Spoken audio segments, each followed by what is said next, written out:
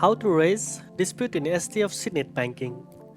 First of all, as soon as you detect a suspicious transaction, act quickly.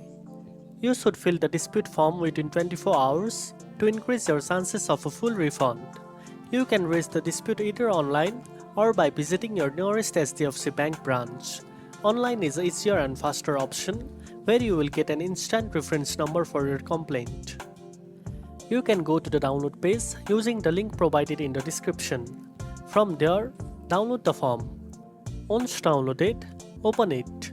To fill the dispute form, you need to provide your full name as registered with the bank, your account or card number related to the transaction, the date and amount of the disputed transaction, details of the merchant or transaction source if available, reason for the dispute such as unauthorized transaction or fraud, your contact details, email and phone number, any complaint or FIR number filed with cybercrime authorities, if applicable.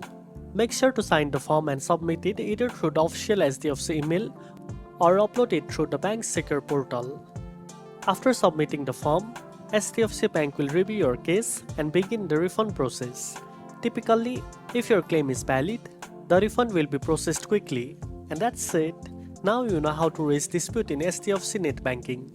If you found this video helpful, don't forget to like, share and subscribe for more banking tips.